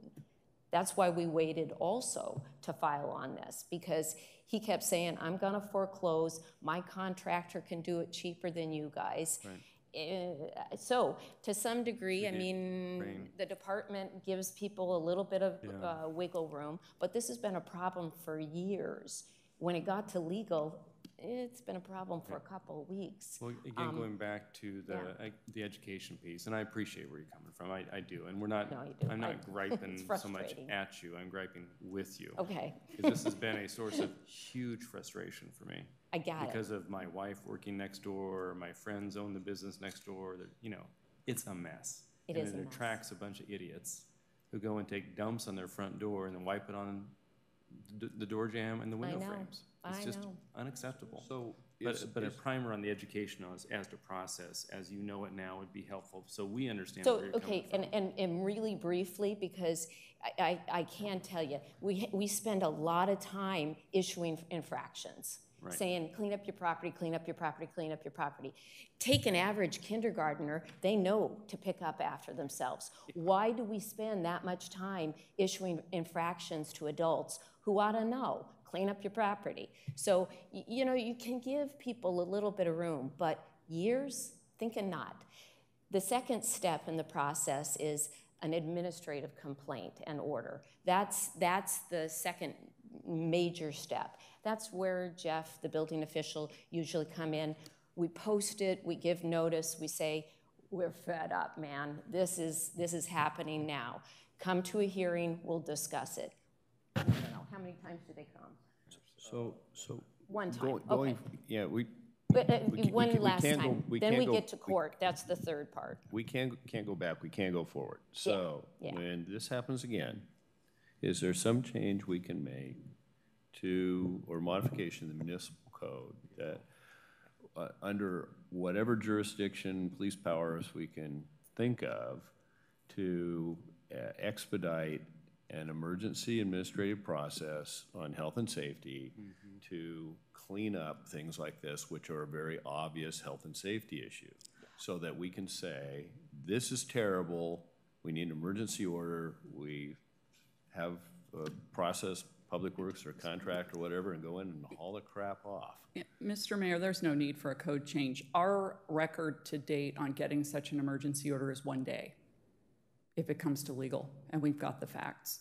We can absolutely do this. The problem is in the overall process. We need to stop giving chances.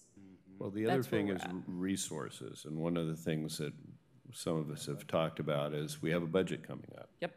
This is an effective, popular program, and I think there's strong council sentiment that we want to spend more money if we can do more things.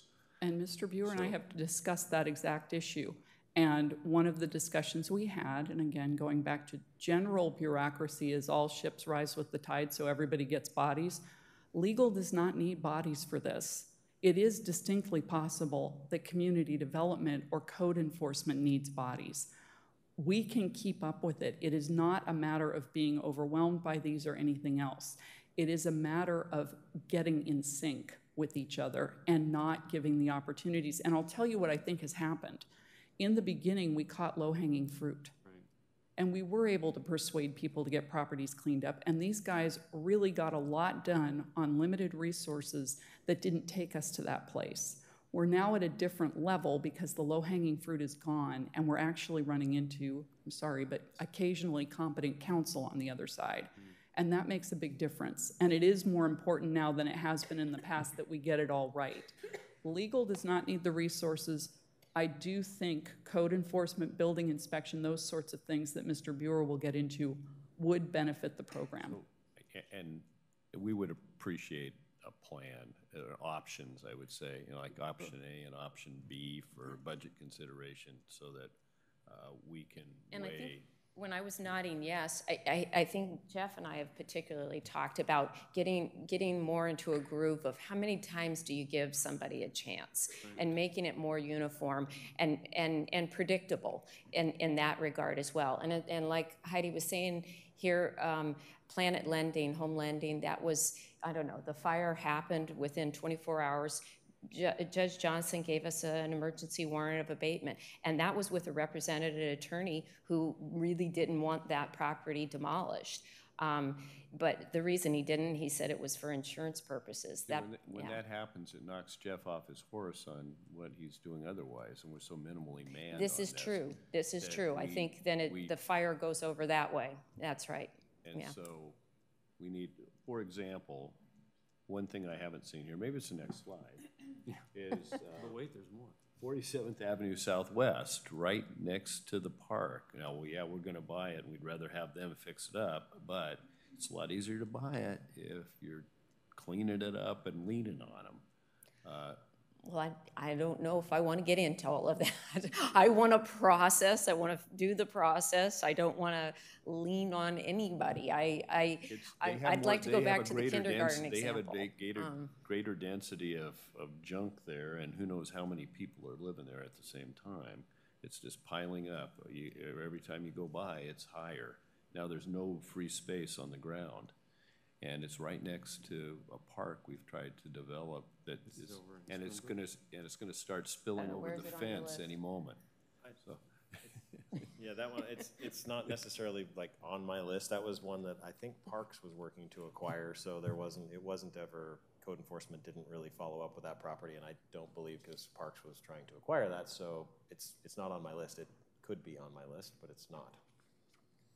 Well, Mr. Polke. A couple of questions. For Eileen, or the first question for Eileen.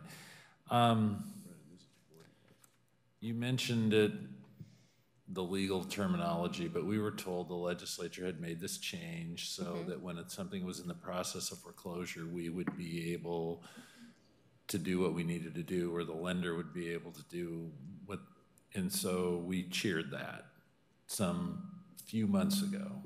Right. In this case, now you're saying it doesn't really work. I wouldn't say it doesn't work. I'd say, well, you know what's interesting here is, one, I'm not sure all the lenders understand the law. I'm not sure Dimitri really understood the law and what his authority was in order to maintain and preserve his property. The second part is, they kind of like it when the city does it for them. As he said, he really didn't want to drive south and take care of this property. I mean, he just said it out loud. So, and you know, you can appreciate that when you can hire out maybe the city to do it for free, that's better, right? The second point is just today, it's Lieutenant Unfred. I'm still new enough that I have to ask.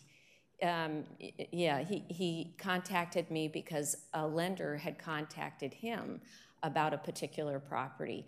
Then Bill Matthews went out to the property to inspect it. He said, actually, it doesn't rise to the level of a nuisance property. It's actually in pretty good shape. It's a brick house and it's well secured. So it's interesting that the mortgage lenders are now really jumping on top of this. So it may be just a function of a learning curve at this point. They don't have the information. We are also learning. But we have to give that notice to the lenders saying, we've declared your property to be a nuisance property. We're doing that, I think. They have a statutory timeline to fix it as well. Right. So, yeah. So then my next question on the 59, the now infamous 5912 property. Infamous, if I'm a citizen, I'm looking at this picture and I'm saying, I see a dumpster. Mm-hmm. So if someone brought a dumpster on site, who was that brought the dumpster on site, and why isn't it being used? Dimitri. The dumpster was originally brought on by Dimitri Vizi when he had his contractor secure the property and eliminate some of the really bad stuff on it. The chimney was about ready to fall in. There was some other issues on the back. The garage had some issues from fire damage and electrical problems and all kinds of things. So he brought in that dumpster. It went away one time with the garage and some of the other debris and then brought it back. I believe that company has since gone out of business. That dumpster is completely full of garbage, and it's actually going to be part of the dump that we haul off in the next load. So it's unfortunate, but yeah, it was brought in by the bank, and then they left it at that point. Okay. I mean, Mr. Whalen. Since this is our favorite slide, I think I sent it with a little caption to the council at one point. No doubt. Yeah.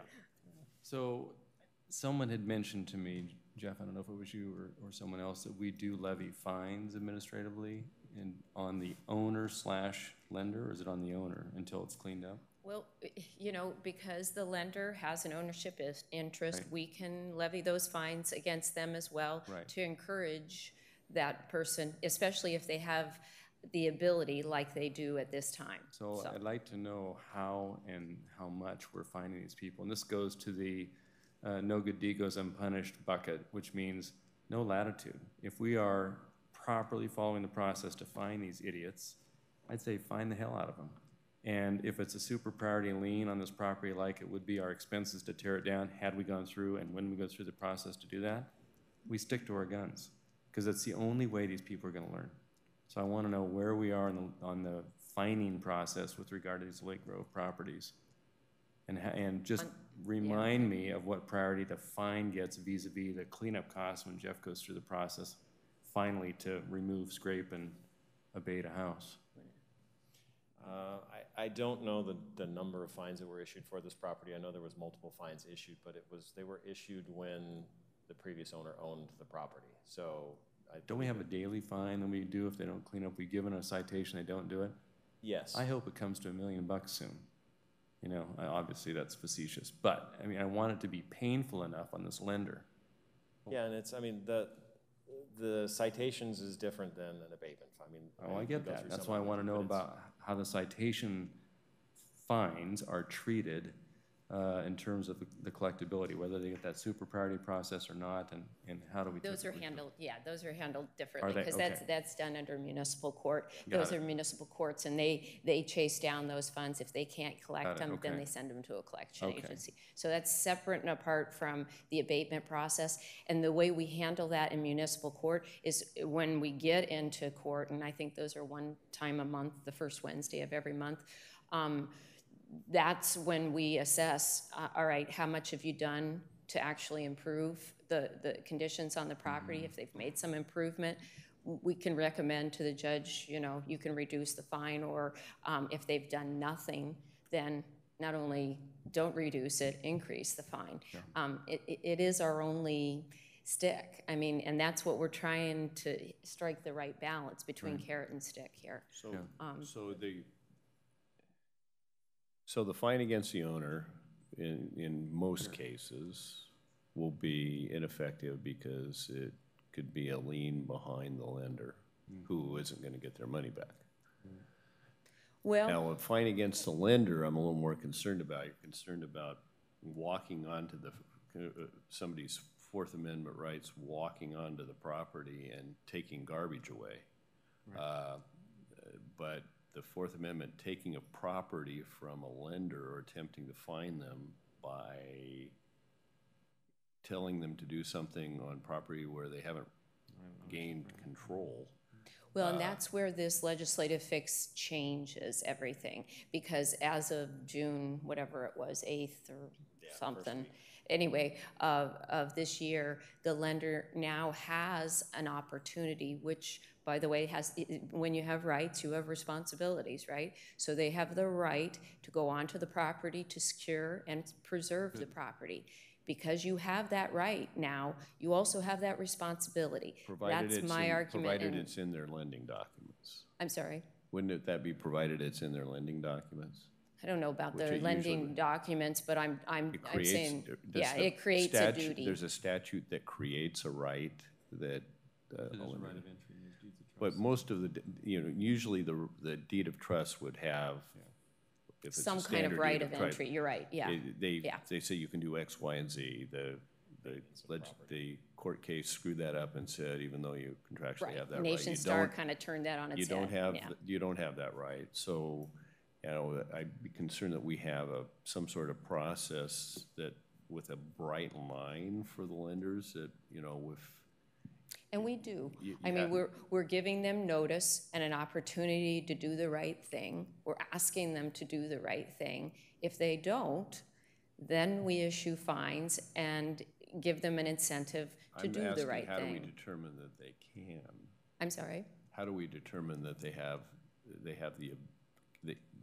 the legal right to do that? Because What's of that, the right line? yeah, because of the legislative change to the Nation Star case. We just assume that they have good lending Well, documents. I'm pretty clear they have the right and the responsibility. Under the Nation Star, they have to provide you with a copy of the, I believe, when you're going through foreclosure, you have to file a notice of foreclosure, whatever. So they have to provide us with that. They have to provide us with proof that they actually have legal right to the building. So part of Nation Star addresses that. They have to provide that to us, so we would know that they own it. And the fix, the legislative fix also includes that. So we would get that information. We would understand what their rights are and responsibilities are. Then we would issue the notice, or actually we issue the notice first. And then at that point, they either pony up and do the right thing, or they get fined, and in this case, again, we're going to move on there faster than we could get any other kind of warrant. And, you know, the other, I think you've been working it out with the utilities, but that can be a time delay as well. You know, on the emergency warrant, we got the emergency warrant, and then Puget Sound Energy kept us waiting for. Yeah, they wouldn't shut off the energy or the electrical supply. So you can't do a demolition without that being shut off, and that took 2 weeks. Is that a timing issue, or is that just kind of their right hand not working with their left? I think Jeff's finally got to the correct people. And again, I mean, we can make the utility companies look stupid so that they move a little faster. Well, I mean, it's a good thing for us to know because, for example, the utility lobby guy our public affairs guy reached out to me to have coffee, and this could be an issue. I could say, you know, by the way, this is something you can help us with. Yeah. That one, I mean, that took about 2.5 weeks to get them to disconnect the utilities. Wow. What was interesting is I called the utilities and I told them, as well as did our contractor, we have an emergency abatement, we have an emergency warrant, this thing needs to come down. So they said, great, you're on our emergency schedule. I wait 4 days, 5 days, nothing. So I called them and I said, hey, what's going on with our emergency schedule? I thought you guys were going to get that. And they said, yeah, you're on it. And I said, well, where are we? And he said, you got about another week and a half. I'm like, that's not an emergency. Yeah. So I had to call the crew that actually does the scheduling and told them where that was. And he said, yeah, I drove by the site to look at it. Clearly it's an emergency. I'll move it up. So I know the inside people now to kind of move our schedules up. But apparently power companies think about 2 weeks is an emergency process. So that maybe doesn't I'll work. talk to them about Do we have any leverage under our franchise agreements? That's a great question.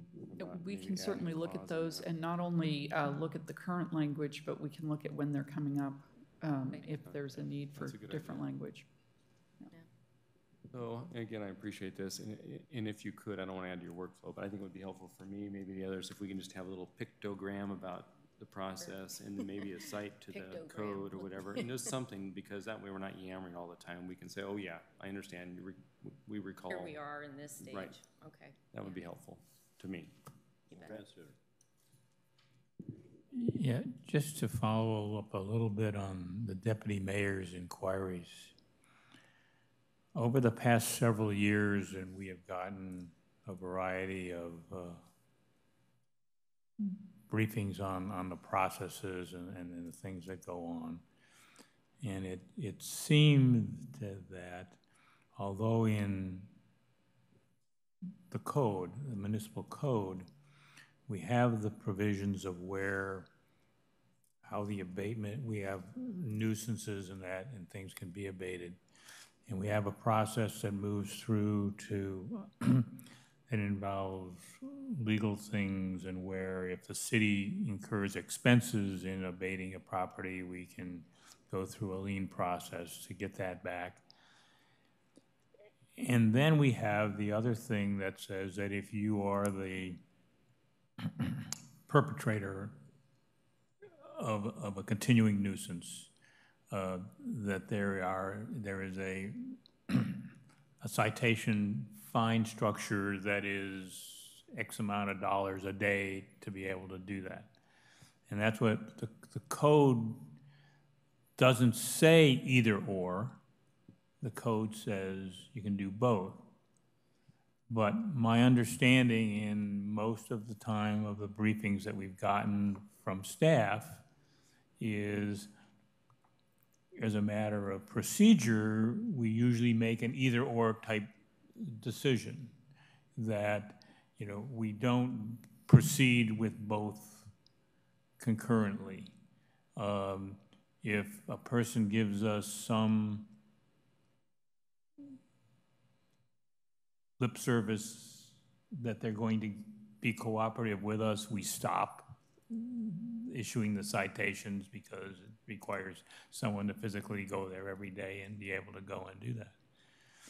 And on the other side of that, in some of the briefings that we have gotten from the court and from the finance department, these particular fines, even when they're assessed, are the ones that typically either aren't paid, they either go to collections or at some point in time show up as being written off in something of where we're dealing with the budget. And so when we, and I got the impression that part of the reason why we don't follow through aggressively with both concurrently was a manpower issue, because it takes someone to go and issue all these citations every day, and we do them for a junk car parked in the right of way and things like that will get things to where we can do that going on. So, you know, I do think that in the budget process coming up, that looking to get some resources in place to be able to actively pursue both solutions, and good intentions stated are nice, but results are better.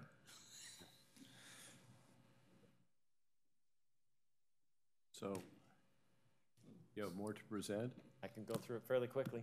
Keep going. I will tell you what was interesting, though, when Jeff shared the shared drive abatements, and it is in your shared drive if you ever want to see his wonderful matrix. He's very organized.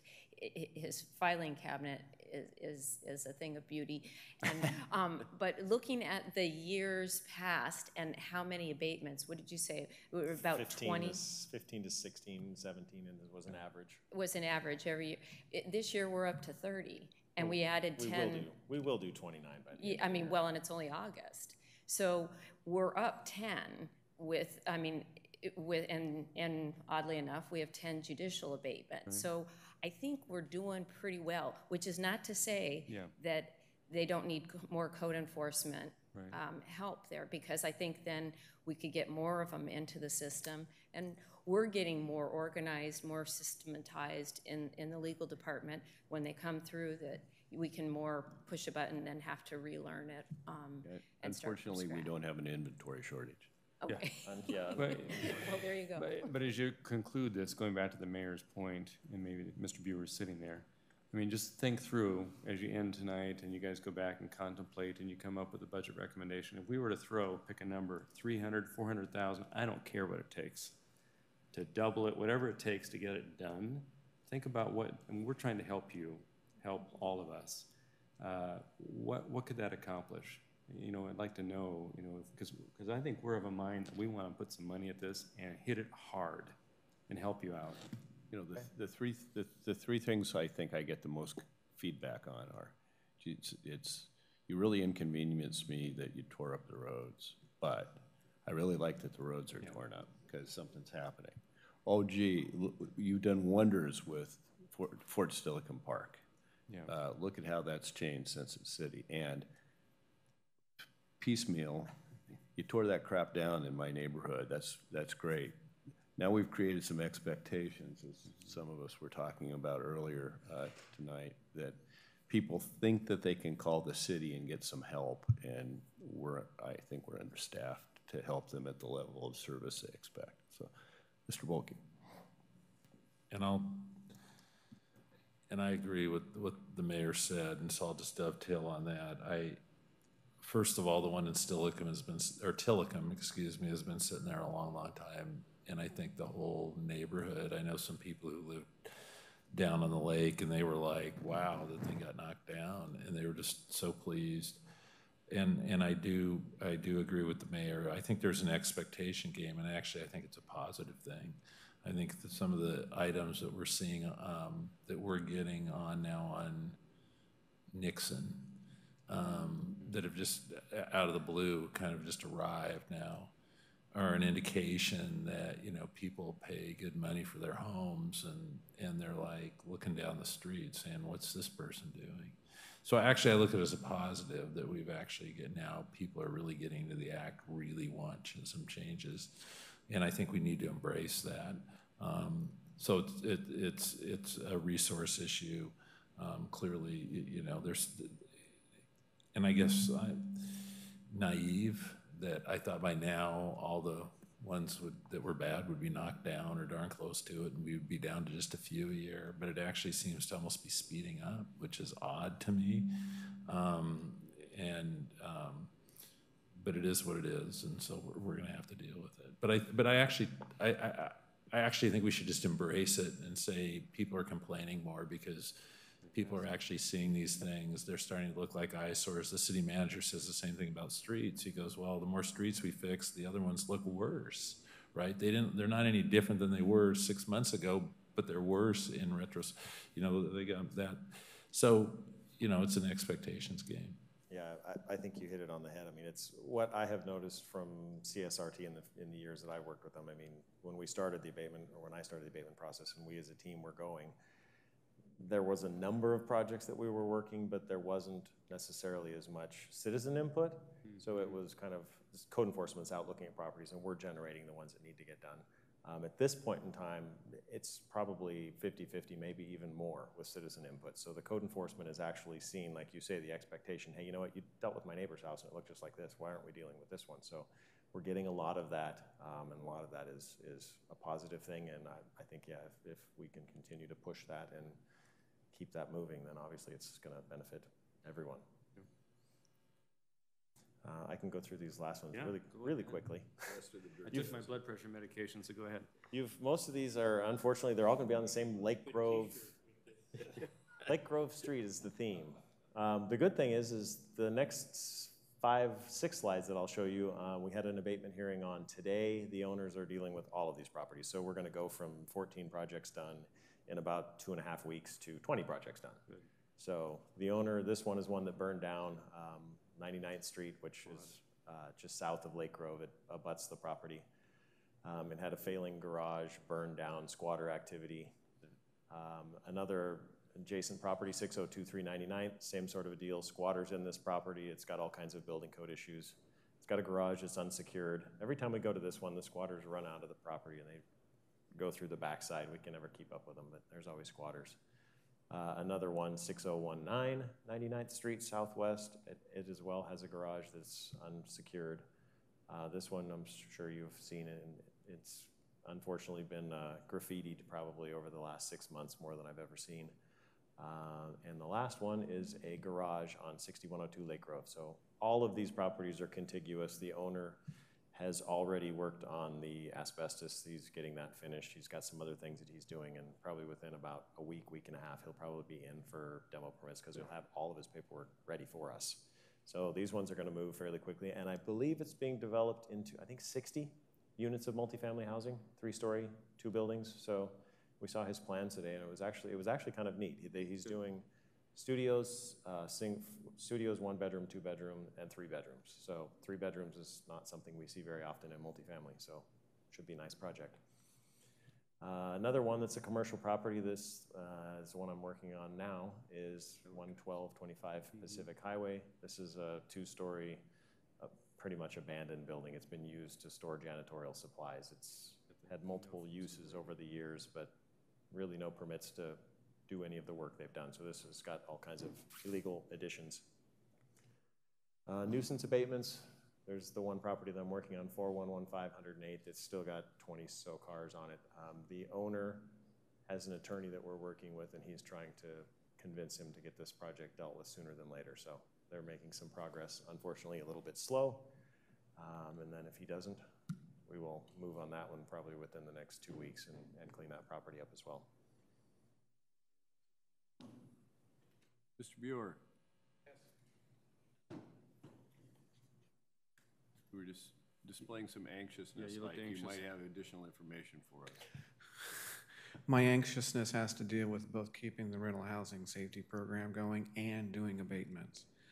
You know, this is, you know, there's a small group of people who are performing these assignments. And my challenge right now is to make sure that both go well. That's the resource question we're asking you to help us with. Right. The other thing too is I just wanted to say a few things about Ms. Walker's comments. She's right in the fact that we are all over the place doing too much and not being focused. We are trying to do a better job of focusing and having better coordination with legal so that we can move these along. And now I'm managing myself personally, the list. I'm asking Jeff on a regular basis where we're at and making sure that there was a proper coordination with the legal department. So I think there are efficiencies you're going to see there. I do also think that the expectation level has risen. Incredibly so, which is a good thing because that means people within Lakewood are now talking about a quality neighborhood. And so I think your level of public participation will go up. But I am concerned about keeping all these balls in the air. And I can also say with some of the things we're seeing on the rental housing program right now, there are some bad apartment complexes that we're going to have to deal with here very soon. So I'll speak to the city manager more about that, but I understand what you're saying. Any other questions, comments? We do appreciate it. Well, this is the kind of reception you get for doing a good job. I'll work on that. But seriously, I think you can understand and appreciate the tenor of council's concerns. It's not that it's being done poorly, it's that we think you're under-resourced, and we want to do more of this. And we know you can't. Personally, I've been extremely impressed with your work, Mr. Gum. I don't know how you keep this and all those goofy federal regulations straight in your mind, but somehow you do. And if we could clone you, I would add that FTE tomorrow on an emergency ordinance. So, maybe we can make an assistant city manager position for craft housing. Cloning has a certain number. I bet you I can come up with it for you guys. So, thank you. Ms. Grouse. Item I have is the condo liability reform resolution. We were informed by the Master Builders Association of Pierce County that King and Snohomish County Master Builders Branch produced a resolution they have been handing out to local municipalities to encourage local governments to show support for condo liability reform, intending for state legislators to take action. So the MBA of Pierce is also doing something similar. So the question to the City Council is, are you interested? And actually we're recommending that we support such a resolution since we're including this legislative change as part of our upcoming 2019-20 state legislative agenda as part of the policy manual. And I see heads are shaking yes. Yes. Okay. I Next think item is at a minimum, consider it as soon as possible. Yes. So as soon as we respond back to them, it'll be, they'd like to get that going in the next couple of weeks. The Nisqually Tribe Council and the Lakewood City Council meeting. So we've received an email from Joe Cushman, the planning director for the Nisqually Tribe, regarding a meeting between the Nisqually Tribe and the Lakewood City Council for a meet and greet and update on current issues. He stated that the Nisqually has several new tribal members who would greatly benefit from such a meeting. He is tentatively suggesting an evening meeting hosted by the Nisqually sometime in September or October, and the tentative schedule is as follows, starting with introductions, and then an update on current activities and issues, identification of follow-up items of mutual interest, and closing remarks. So the city staff that are involved in this coordination and schedule are Assistant City Manager Dave Buer and Brianna Schumacher, City Clerk. Some upcoming events we have scheduled and recently canceled due to the poor air quality, the summer concert series at Fort Steilacoom Park featuring the Good Company Electric Swing. So our Parks Department is hoping to get that rescheduled after the Labor Day Farmers Market, however, is still on for tomorrow. And then on the 22nd at 6 p.m., the Northwest Idea Tour House. This is an opportunity to see the newest and best ideas in building renovations. The shuttle location is at Tacoma Golf and Country Club, and you should have received an email appointment from Brianna for that. On August 23rd at 10 a.m., we have the 2-2 SBCT change of command ceremony at Lancer Field. And then on August 28th at 6 p.m., summer concert series at Fort Steilacoom Park featuring the Candy Shop. So that concludes my update. So, what change of command? The responsibility for grave. We don't have. It's the 23. I have it the 23rd change of responsibility. Correct. Is that right? Right. Okay. That's a sergeant major deal. Yeah, Graves. Mm-hmm. And that's all I have. Yeah, thank you. Any questions for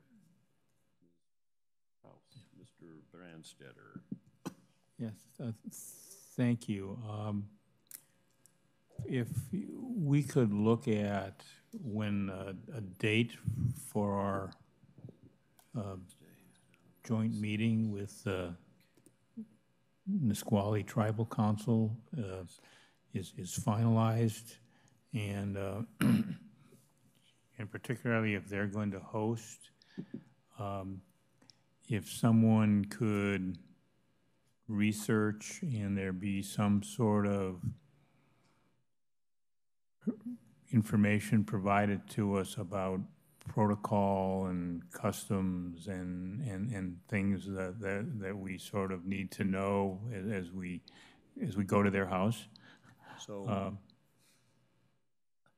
that'll cost me a lunch, but I'll do it. Research on the customs? Well, we at the county day job, we have a staff person that we hired as the tribal relations manager, who is a Quinault, and son used to work for the Nisquallies. She's an attorney by trade, but operating primarily on behalf of planning, public works, and stormwater, and about a quarter time with the executive's office. And so I deal with her on a regular basis, and she is the expert on such things, down to details on specific tribes. So I will buy her lunch and pick her brain. That's a good idea.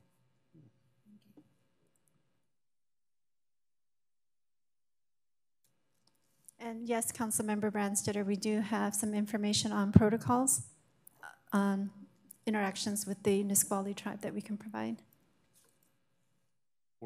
But there are subtleties. I'll give you one. One is speech pattern's different. And while a pregnant pause in our culture may invite a response from the party you're dealing with, in tribal cultures, at least in Western Washington, that doesn't mean that the person who's speaking is finished. Mm-hmm. And so you have to be real careful about stepping on people. That's something I've dealt with tribal members off and on for 30 plus years, and I never had any inkling of that until she told me. So.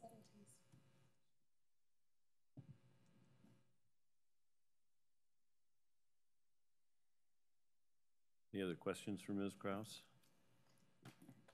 City Council comments, Ms. Moss, Mr. Polkey. Just a couple of items. First, and I won't steal Mr. Deputy Mayor Whalen's thunder on the concert in the park last Tuesday, but it was great. And afterwards, when we talked to the band members and whatnot, got some different ideas. But I think it's going to be it's a very good venue, because I think it's very large, just in the design. You're going to be able to get a lot of people in there. And the PCRC meeting, I went to that, very short meeting. The executive did speak on the subject that I talked about earlier. The other item was an action item. There was some contingency money in the last round of the traffic or the construction dollars for transportation, and 600,000 of it went to University Place because they were next on the list. Actually, we were on the list, but we had already funded the Gravelly Lake Drive project. Although I don't know, it was STP money, and that what we needed was something else. So, but University Place was next on the list, and they gladly accepted it. They do very well in these things, by the way. And that's about all I got.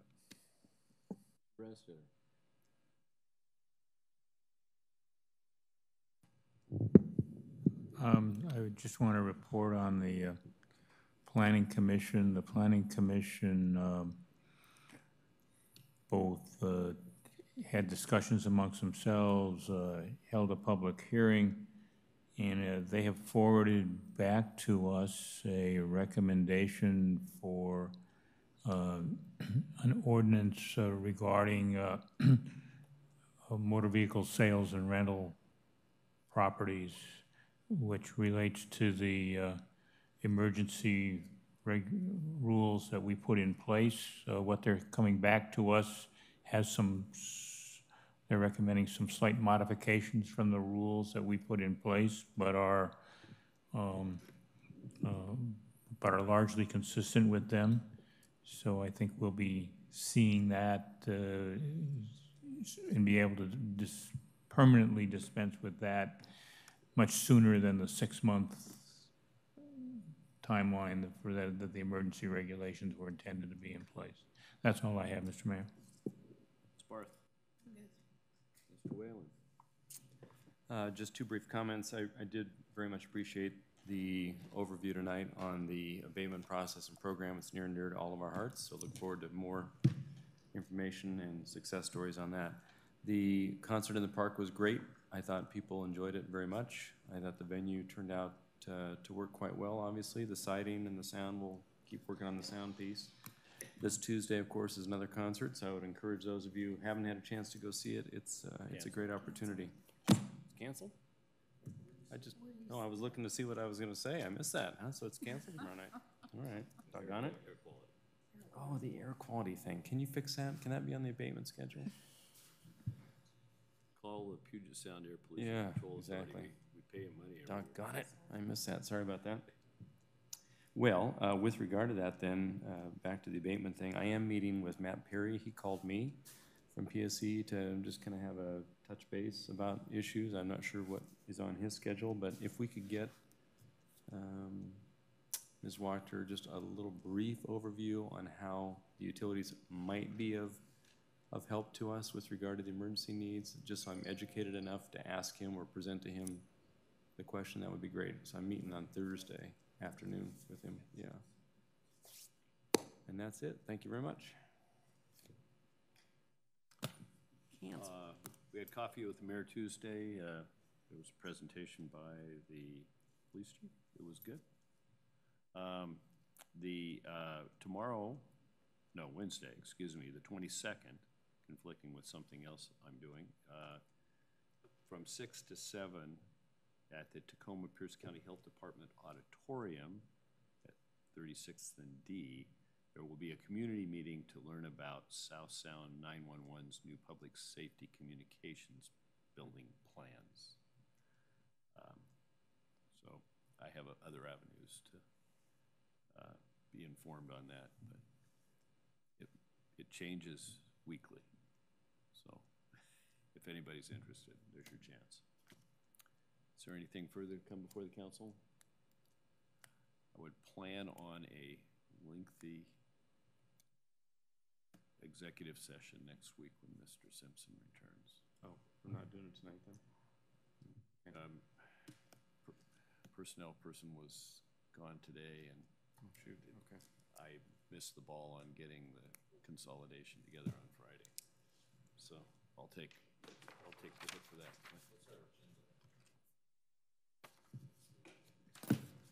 the study session. Hopefully lighter. Try to keep it light. So we can, yeah. We can, so, Mrs. Kraus, if you can keep our study session light next week to the extent possible. Anything further come before the council? Then we're adjourned.